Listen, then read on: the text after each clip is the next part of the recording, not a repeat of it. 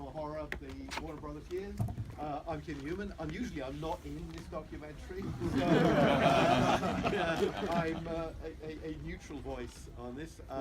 I'm here with Marcus Hearn, who also unusually for a Hammer Films documentary isn't in it, but made it. So, I've got the face for radio. Yeah. I assume if you're a Hammer fan, you'll already know who Marcus is. He's the official historian of Hammer Films, and as part of his duties, has created this very specific documentary about a very brief period in British cinema history.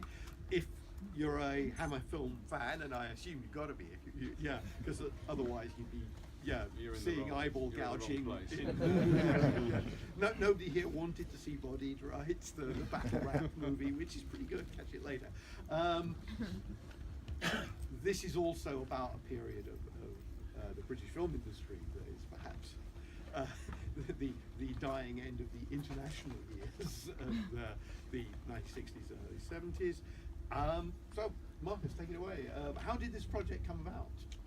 Well, it wasn't my idea. It was the idea of the producers in America, Diabolique, who also have a magazine, and I think they basically felt the same way that I do about this material. Because aside from my professional work with Hammer, I'm also a fan, and like many fans, I'm a completist. And there was a gap on my shelf, on my Blu-ray shelf, which was basically ran from 1968 to 1974, which is the Warner Brothers years. As I'm sure a lot of you know, Hammer did not distribute many of their own films. Their films were distributed by Warner Brothers, Columbia, Universal, etc., Paramount, etc. And as Kim has pointed out, from 1968 to 74, it was their last lifeline, really, to American distribution, was the sponsorship of Warner Brothers films. And so Warner sponsored their biggest films from 68 to 74. Which it was great. They got the films in front of a lot of eyeballs, as Joe Dante says in the documentary. But one of the consequences of that was that, of course, Warner Brothers retained the rights to those films, and I think a lot of fans were frustrated that Warner Brothers had been maybe slower than some of the other majors in actually releasing these films on Blu-ray. And when they did eventually appear, I mean, I think there was some sort of fan petition in America actually to actually get them released, and so everyone was thankful that things like Taste of Blood of Dracula, Frankenstein Must Be Destroyed, AD 72, etc. were finally coming out. But then this was very quickly followed by frustration that when the discs did come out, they were lovely, they didn't have any special features on them. And so Dima Balin, who produced this film, basically said, well, why don't we make our own? And so what you're about to see is a rogue sort of special feature. Is a sort of feature special feature dealing with this, what I think is a very important period in the company's history. So, which of these films is your favourite? From this period? Well, that's the question, isn't it? I think Taste of Blood of Dracula, for my money, is probably the best of all the Dracula sequels. I think, slightly controversial, I know. There's a strong case for saying Frankenstein Must Be Destroyed.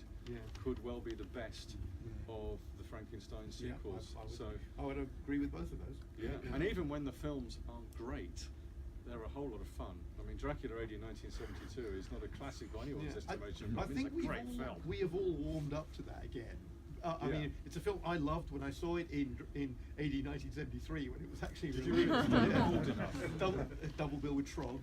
I loved it, and then I remember watching it a couple of years later and thinking this is actually terrible. And then I warmed up to it. Now it is perhaps my favourite of the Hammer Dracula films, even though I recognise it's a long way off being even in the top three, isn't it? But Christopher Lee's good. Christopher Lee's good. Christopher Lee's always good. Everybody is good in it. Everybody. Yeah, I mean, all the way down to Marsha Hunt is good in it. But Stomping Ground are good in it. One thing I wanted to do with this was to try to put. I mean, obviously Hammer had some very tough times from 1970 onwards.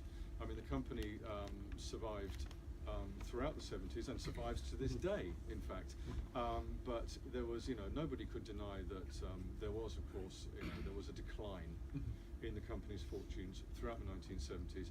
And from my point of view, I wanted to put this into some kind of context, because I think so many lazy historians and critics have basically said in the past that it was just a case that Hammer couldn't change with the times, and you only have to look at films like AD 72 as evidence of the fact that they were struggling to change with the times. They were too slow to change with the times.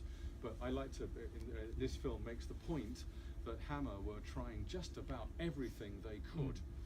Okay, they didn't anticipate The Exorcist. That was very unfortunate for them.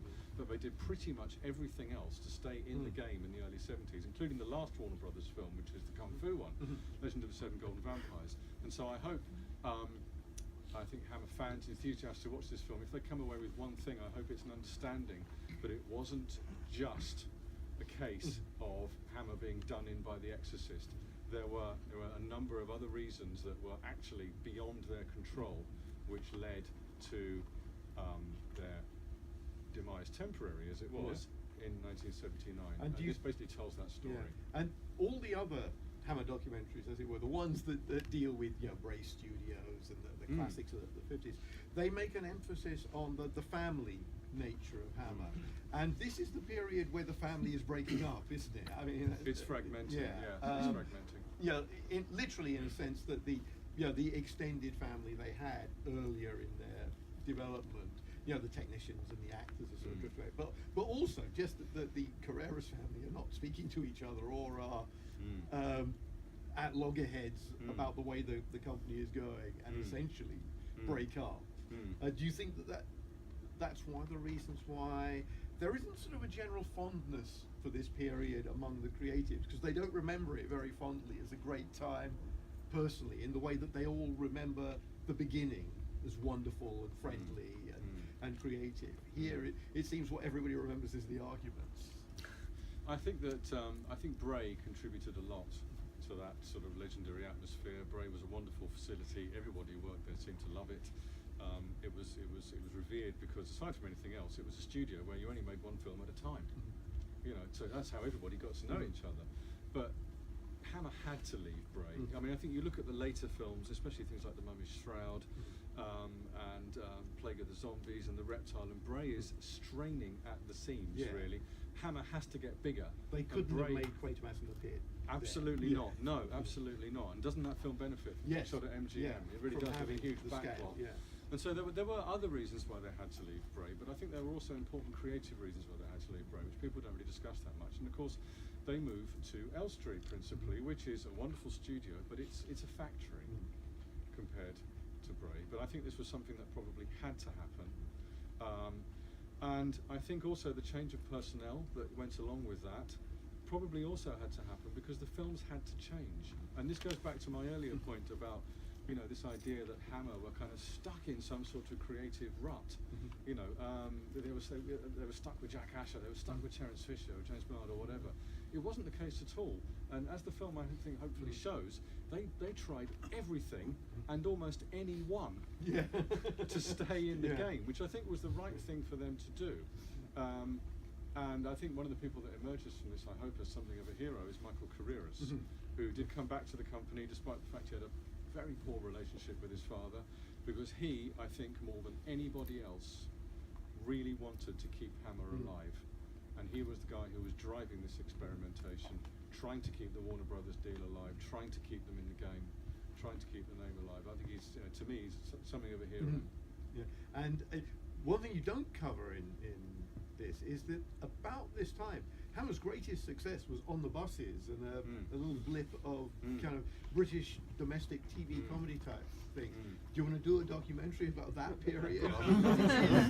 Well, again, you may hate those films or have an ambiguous relationship, but it's a really interesting period. It's a very interesting period, yes. I mean, Warner Brothers were not, it doesn't really come under the remit of this film, because Warner Brothers were only interested in what they considered to be international subjects. And as we'll learn, from 1970 onwards, when Warner Brothers was, post Jack Warner, once the Kinney Corporation have taken over, Warner's definition of international subjects only really extends to something that A, got Dracula in it, B, got Christopher Lee playing Dracula.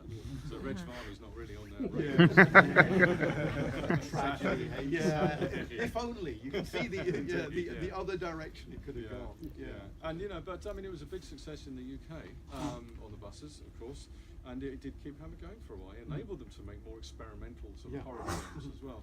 But I think this is part of the problem. The company was being pulled in different directions. You know, on the one hand, you got on the buses to make a lot of money, etc. in the UK, but you still need to get films into America. You know, you still have to get films in American cinemas, and that landscape climate becomes extremely hostile from 1970 onwards, as we'll see. One of the things I find interesting about this is films that disappointed commercially at the time now look ahead of their times. Things like Legend of the Seven Golden Vampires or Captain Kronos, which are horror movies that are also action pictures. That didn't really happen until, you know, Blade or Underworld in the late 90s. And then people realized, actually, no, that's a really great combination of horror and action. But at the time, it seemed not to connect with audiences. And yet, Hammer still has this reputation that dogs it of being creatively stagnant in the early 1970s. Kronos and Seven Golden Vampires are not the work of a company that's run out of ideas. They may not be the right ideas. A company that's run out of ideas. And did you get to meet anybody on this that you'd been waiting to interview all your life? Peter Sasdy. Peter Sasdy, who directed Taste the Blood of Dracula, is wonderful. You're going to be seeing John Carson as well, in what proves to be sadly his final screen appearance. It is one of the things about documentaries like this is the end credits are always a bit melancholy, aren't they? Because they're always dedicated to people who are no longer with us. But, you know. Well, this is part of the thing, really. I mean, you asked me why I wanted to do this right at the top do of this it now. conversation. I wanted to do it because this whole project, I mean, the whole thing, everything that we do is a race against time, really. And I've always been a great believer of talk to people while they're around. Absolutely. So, any final remarks before we show this thing? Well, I hope you enjoy it. It's been the first time I've seen it. Oh, right. Since I delivered it last year. Because it's been in the works for a long time. We started, I think, 2016. I delivered it last summer. I never imagined for a moment that it would be seen on a screen this size. Oh, right. So, do you want to go back and remaster it quickly? Take a bit of the grey now. I think you can see the boom mic in a couple of the all that stuff. I just, you know, it was a labour of love for me, and it was a labour of love for everybody who made it. And I really hope you enjoy it.